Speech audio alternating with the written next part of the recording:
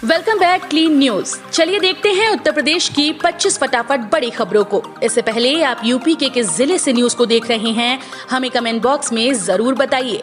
साथ ही daily update रहने के लिए चैनल को सब्सक्राइब कर बेल आइकन को दबाना बिल्कुल न भूलें। आज का लाइक एम 3000 है, उम्मीद करते हैं आप इसे जरूर पूरा करेंगे। असिस्टेंट प्रोफेसर भर्ती के लिए अब 6 नवंबर तक करें आवेदन। इलाहाबाद विश्वविद्यालय में शिक्षक भर्ती के लिए 28 सितंबर से ऑनलाइन आवेदन किए जा रहे हैं। असिस्टेंट प्रोफेसर भर्ती के लिए पीएचडी अनिवार्य किया गया था, लेकिन यूजीसी के निर्देश के बाद इलाहाबाद विश्वविद्यालय में असिस्टेंट प्रोफेसर भर्ती में पीएचडी की छूट दी गई। अब नेट पास नॉन पीएचडी अभ्यर्थी पर असिस्टेंट प्रोफेसर पद के लिए आवेदन कर सकेंगे। इस संबंध में रजिस्ट्रार प्रोफेसर एनके शुक्ल की ओर से विज्ञापन जारी कर दिया गया है। सीएम योगी आज श्रावस्ती को देंगे 390 करोड़ की सौगात। 87 परियोजनाओं का करेंगे लोकार्पण और शिलान्यास।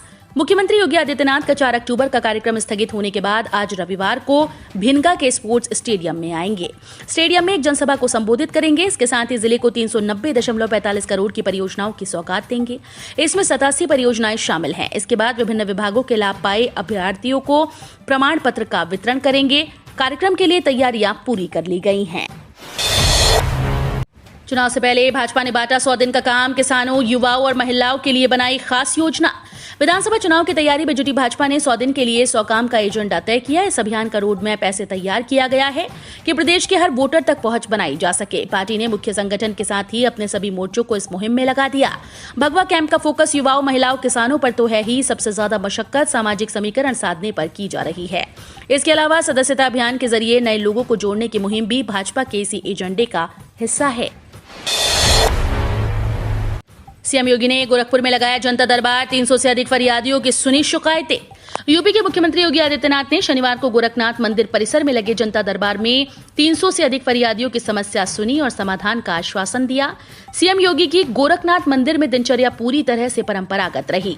वह पूजा अर्चना के बाद फरियादियों के बीच पहुंचे और वहां तड़के से मौजूद लगभग 300 से अधिक फरियादियों की समस्या सुनी। दिल्ली, नोएडा और यूपी के इन जिलों में हो सकती है पानी की किल्लत। ये है वजह। गंगा नहर के रखरखाव के लिए बंद होने से दिल्ली, नोएडा और यूपी के जिलों में पानी की आपूर्ति प्रभावित होने की आशंका है।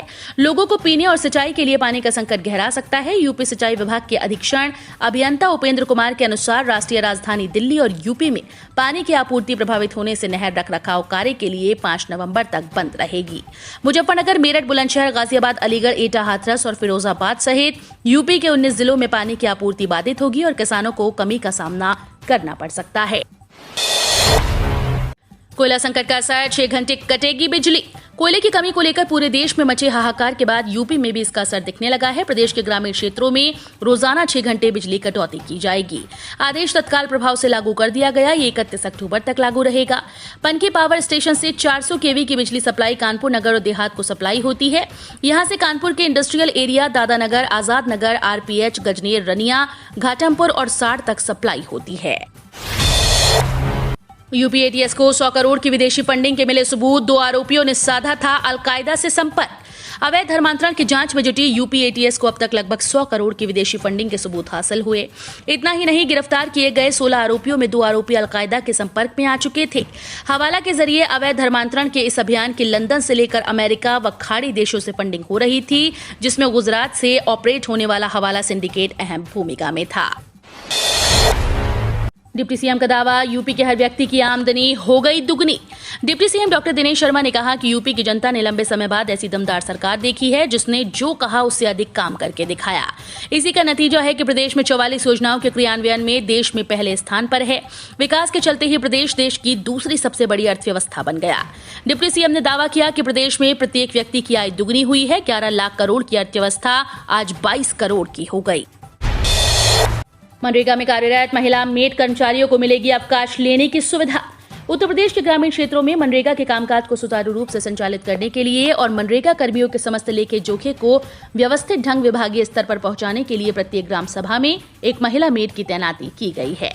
इसके अलावा हाल ही में जारी एक मीडिया रिपोर्ट के मुताबिक इनकी संख्या में इजाफा करते हुए प्रदेश सरकार ने 25,000 महिला मेड कर्मचारियों की और तैनाती की। इसके अलावा मनरेगा में कार्यरत अभ्यर्थियों को त्योहारों की छुट्टी नहीं मिलती थी, लेकिन अब इस नियम में परिवर्तन करते हुए मनरेगा कर्मियों को त्योहारी अवकाश दिया जाएगा। मालिकों के मोबाइल नंबर बिना नहीं कटेगा चालान।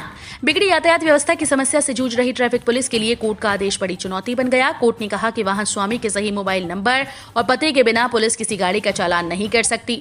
सही जानकारी न होने की वजह से लखनऊ में ही 3 साल के अंदर 4 लाख से ज्यादा चालान कोर्ट में पेंडिंग है।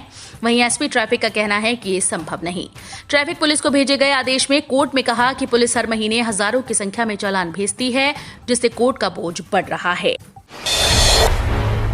यूपी के लाखों लाभार्थियों का नाम कटा, सभी जिलों के डीएम को सरकार ने लिखी चिट्ठी। पीएम किसान योजना का लाभ किसी गलत हाथ में न जाए, इसके लिए शासन ने बड़ा कदम उठाया। दरअसल विभाग और सरकार की कोई ऐसी शिकायतें मिली हैं जिसमें आरोप लगाया जा रहा है कि सत्यापन के दौरान पात्र किसानों को अपात्र या मृत बना दिया गया। इन शिकायतों के बाद मुख्य सचिव ने हर जिले के डीएम को निर्देश दिया कि गलत सत्यापन करने वालों पर एक्शन लिया जाए। इसी के साथ जिलाधिकारियों को यह भी कहा गया कि शिकायतों की ऑनलाइन और ऑफलाइन रिव्यू करने के साथ हर 15 दिन पर सख्ती से समीक्षा की जाए। बच्चों के बाद बड़ों की जान ले रहा डेंगू। आगरा में 2 दिन में 2 सिपाहियों की मौत, 23 पुलिसकर्मी बीमार। डेंगू बच्चों के बाद बड़ों की भी जान ले रहा है। यमुना पार स्थित गोयल सिटी हॉस्पिटल में बुलंदशहर की महिला सिपाही प्रेमलता की मौत हो गई। एक दिन पहले एतमादुद्दौला थाने में तैनात सिपाही सोनू कुमार ने दम तोड़ा था। डेंगू ने पुलिसकर्मियों को डरा दिया है। वर्तमान में 23 पुलिसकर्मी डेंगू से पीड़ित हैं, इलाज चल रहा है। 19 अक्टूबर तक यूपी के कई हिस्सों में हो सकती है बारिश। दिल्ली में भी बूंदाबांदी की आशंका। यूपी में सर्दी से पहले बारिश की संभावना जताई जा रही है। मौसम विभाग के अनुसार 19 अक्टूबर तक बादलों की आवाजाही और बारिश का अनुमान है। बारिश लखनऊ समेत यूपी के कई हिस्सों में हो सकती है। माना जा रहा है कि बारिश के बाद हल्की सर्दी का एहसास भी हो सकता है। दरअसल बंगाल की खाड़ी में बने सिस्टम के चलते यूपी के मौसम में बदलाव देखने को मिलेगा। वहीं दिल्ली में भी शनिवार को न्यूनतम तापमान मौसम के औसत से 1 डिग्री अधिक 20 डिग्री सेल्सियस दर्ज किया गया और हल्की बारिश का भी अनुमान जताया गया है। अखिलेश यादव ने बनाई नई पार्टी। बसपा से सपा में आए नेता को बनाया अध्यक्ष। चुनावी सरगर्मी के बीच समाजवादी पार्टी अखिलेश यादव ने अपनी पार्टी की नई विंग समाजवादी बाबा साहेब वाहिनी गठित कर दी। बसपा से आए पुराने नेता मिठाईलाल भारती को इसका राष्ट्रीय अध्यक्ष बनाया गया। सपा के इस निर्णय के पीछे दलित वोटर्स के बीच अपनी पैठ बढ़ाने की कोशिश माना जा रहा है। मिठाईलाल भारती कुछ समय पहले बसपा छोड़कर सपा में शामिल हुए थे। बलिया के रहने वाले मिठाईलाल भारती बसपा के पूर्वांचल के जोनल कोऑर्डिनेटर भी रह चुके हैं। सहारा के अभिकर्ताओं ने सुरक्षा के साथ मांगा भुगतान। सहारा इंडिया संस्थान में निवेश कराने वाले अभिकर्ताओं ने सुरक्षा की मांग की है। साथ ही निवेशकों की धनराशि का भुगतान कराने के लिए आवाज भी उठाई।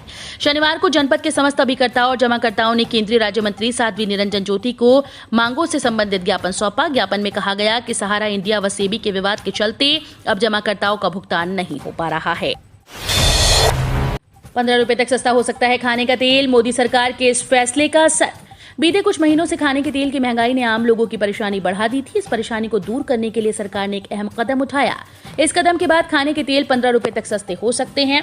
सरकार का कदम क्या है? सरकार ने पाम, सोयाबीन और सूरजमुखी के तेल की कच्ची किस्मों पर मूल सीमा शुल्क को हटा दिया और इसके साथ ही रिफाइंड खाद्य तेलों पर शुल्क में कटौती की है। पीएम किसान ट्रैक्टर योजना में ऑनलाइन करें आवेदन, मिलेगी 50% सब्सिडी। योजना के तहत केंद्र और राज्य सरकार सब्सिडी का बोझ वहन करेगी। सब्सिडी के बोझ का वितरण किसान और सरकार के बीच होता है। ट्रैक्टर की लागत के एक हिस्से का भुगतान किसान करता है और शेष सरकारी एजेंसीज वहन करती हैं। सरकार ऋण चाहने वालों के लिए एक प्रावधान प्रदान करती है। किसान अपनी ओर से 50% भुगतान को भी ऋण राशि में बदल सकते हैं। किसानों के लिए ऋण सब्सिडी 20% से 50% के बीच हो सकती है। एक राष्ट्र एक राशन कार्ड योजना में सभी को मिलेगा फ्री राशन। आवेदन करें। देश के सभी नागरिकों को राशन उपलब्ध कराने के लिए one nation one ration card शुरू किया गया। विशेष एक देश एक राशन कार्ड योजना का लाभ उठाने के बाद आप देश में उपलब्ध किसी भी राशन की दुकान से राशन ले सकते हैं। ONORC योजना के देश के 17 राज्यों में अब तक लागू किया गया। भारत एक राष्ट्रीय कार्ड के तहत किसी भी क्षेत्र के नागरिक PDS राशन की दुकानों से राशन प्राप्त कर सकेंगे। ONORC योजना केंद्रीय खाद्य मंत्री और सार्वजनिक वितरण मंत्री श्री रामविलास पासवान द्वारा शुरू की गई है। यूपी के 9 जिलों को सौगात देने आ रहे पीएम मोदी। तैयारियों का जायजा लेने पहुंचे सीएम योगी। मुख्यमंत्री योगी आदित्यनाथ ने कहा कि प्रधानमंत्री नरेंद्र मोदी की अगुवाई में देश में स्वास्थ्य के क्षेत्र में क्रांतिकारी बदलाव आया है। उन्होंने स्वास्थ्य सुविधाएं बढ़ाने के लिए हर राज्य को धन दिया, जिससे गंभीर बीमारियों का भी इलाज जिले में ही हो सके। मुख्यमंत्री ने शनिवार को सिद्धार्थनगर में पत्रकारों को संबोधित किया। वो आगामी 25 अक्टूबर को प्रदेश के 7 नए मेडिकल कॉलेजेस का लोकार्पण करने सिद्धार्थनगर के दौरे पर आ रहे प्रधानमंत्री के कार्यक्रम की तैयारियों का जायजा लेने यहां पहुंचे थे।